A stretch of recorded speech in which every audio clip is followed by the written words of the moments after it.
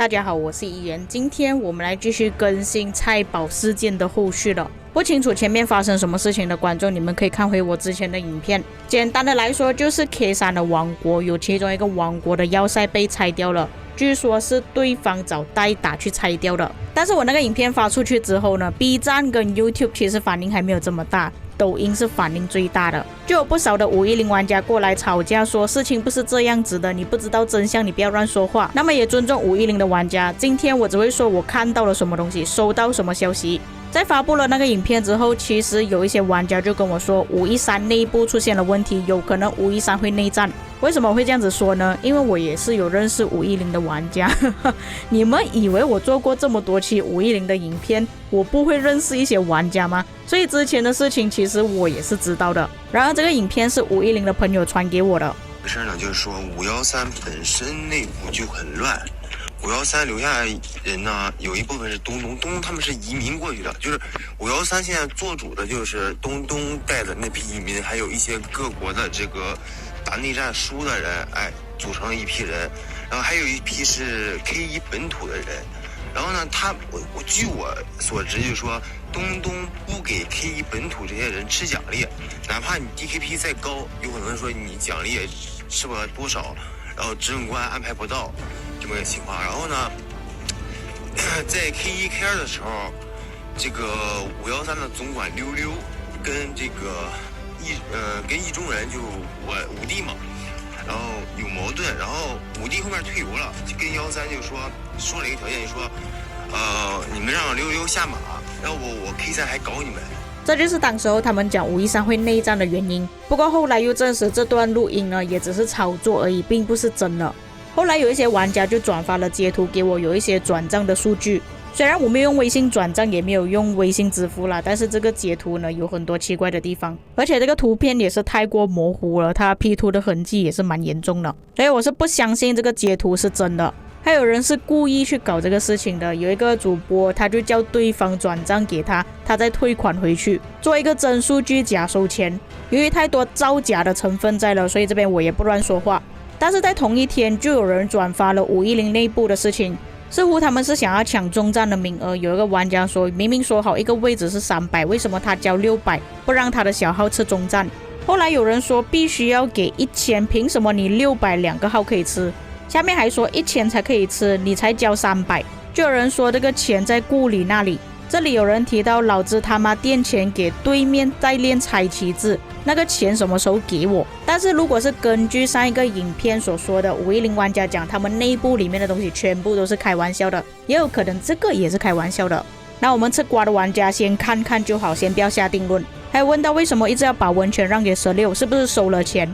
是的，他就是收了钱。有几个玩家说要黑化扫田啊，要去捣乱，反正不给我中战皇庭，我直接让了。就是因为这里的对话，就有很多人猜测510是不是内部要内战了。当我看到这个对话的时候，我的心态还是有可能他们又在开玩笑啊，不可能会内战的，可能也是特意讲给一些卧底啊，给那些内鬼传出去，跟他们炒热度而已。刚好这张截图里面其中一个玩家的名字叫苏句号。在同一天又有人传了这张截图给我，关于513被拆保的这个事情，说510做了不要承认，证据我整理了一些。我们先看看513以前的王蒙壳子 R5 的 ID， 因为这个名字可能是有改过，他以前的名字不知道是哪一个，他去找了这个 ID， 他曾经待过的区域还有名字，以前在489叫苏海。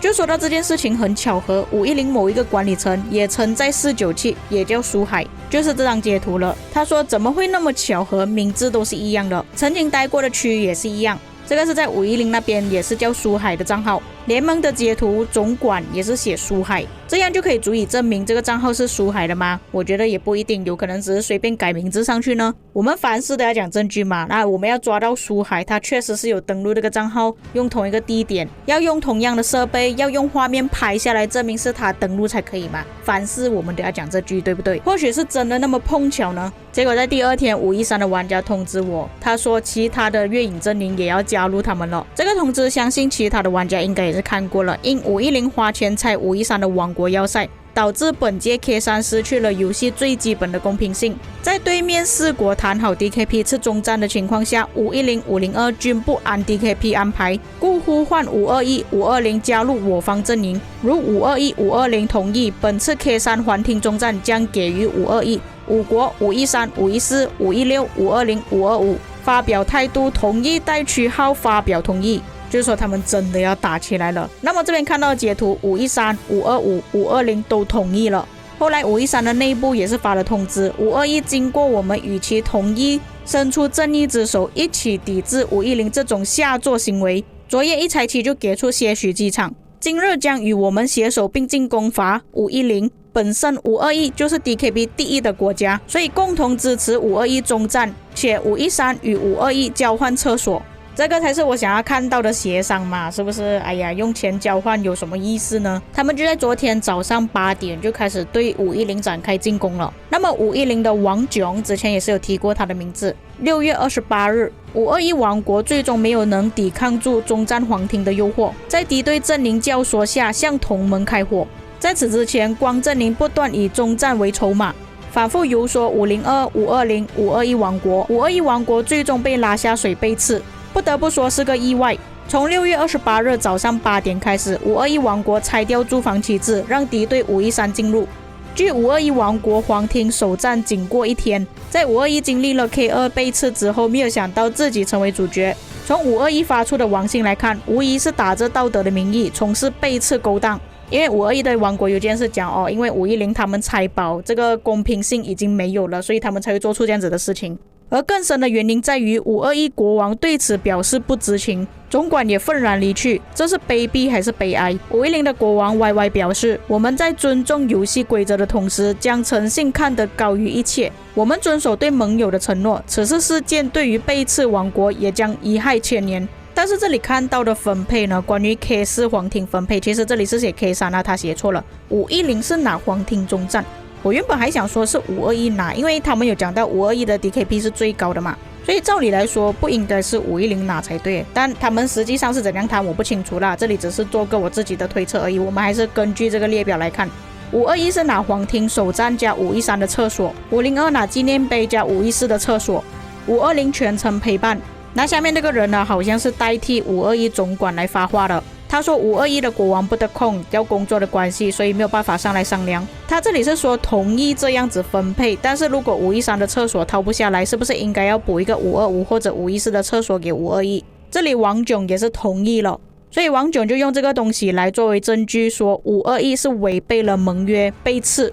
其实还有人提醒521说，不建议他们发这么多关于他们的事情，很容易被510抓到把柄，说他们被刺。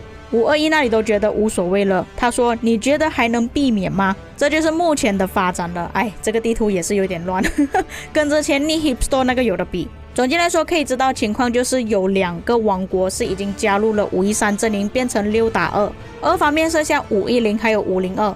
这是早前他们打了一阵子之后的截图，这个是现在的截图。我认为这个地图已经算是结束了吧，毕竟6个王国打2个王国，怎样想也是打不过的吧。除非6国正义联盟他们内部又发生什么事情又搞内战啊、内讧之类的有可能就有下集啦。至于各位观众看了这一次的事件之后有什么看法，可以在评论区给我知道。以上就是本期内容，我们下期再见。